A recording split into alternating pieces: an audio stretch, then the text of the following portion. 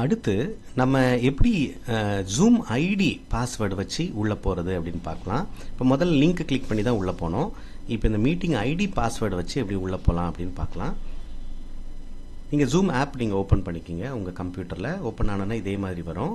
So அதில் போய் join அப்படின்னு நீங்கள் கொடுத்தீங்கன்னா உங்களுக்கு அந்த மீட்டிங் ஐடி பாஸ்வேர்டு கேட்குற அந்த இடம் உங்களுக்கு வரும். ஸோ நீங்கள் ஏற்கனவே அந்த மீட்டிங் யூசர் ஐடி பாஸ்வேர்டை வந்து நீங்கள் நோட் பண்ணி வச்சுருந்துருப்பீங்க. ஸோ அதை வந்து இங்கே நம்ம டைப் பண்ணணும். சரிங்களா?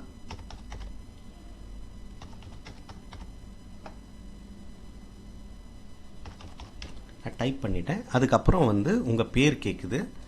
இந்த இடத்துல உங்கள் பேர் கொடுத்துருங்க. உங்கள் நிஜ பேர் கொடுங்க. அப்போ தான் நீங்கள் தான் இருக்கீங்க கிளாஸ்லன்றது தெரியும். அதுக்கப்புறம் don't connect audio, turn of my video, இது ஆஸ் யூஷுவலாக நீங்கள் கொடுத்துடணும். இல்லைனா அப்போ தான் உங்கள் ஆடியோ வந்து ஆஃப் ஆகிட்டு வீடியோ ஆஃப் ஆகிட்டு நீங்கள் உள்ளே போவீங்க. அது நமக்கு தேவை. அதுக்கப்புறம் நீங்கள் ஜாயின் மீட்டிங் கொடுத்தீங்கன்னா ஆஸ் யூஷுவலாக நீங்கள் மீட்டிங்க்கு உள்ளே நீங்கள் போயிடுவீங்க.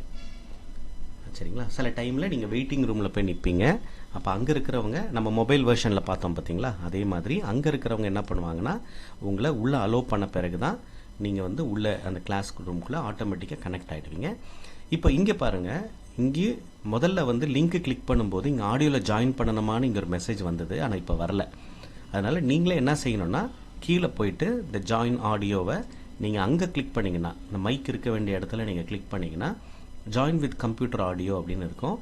அதை கிளிக் பண்ணிங்கன்னா உங்களுக்கு இங்கே வந்து இங்கே இந்த மைக் பிக்சர் வந்து எனேபிள் ஆகிடும். சரிங்களா? மைக் வந்து எனேபிள் ஆகிடும். இப்போ நீங்கள் ஆஸ் யூஷுவலாக நீங்கள் இங்கே பேசிக்கலாம்.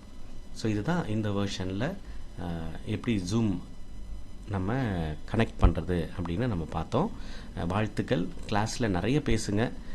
அதாவது நிறைய கேள்வி கேளுங்க.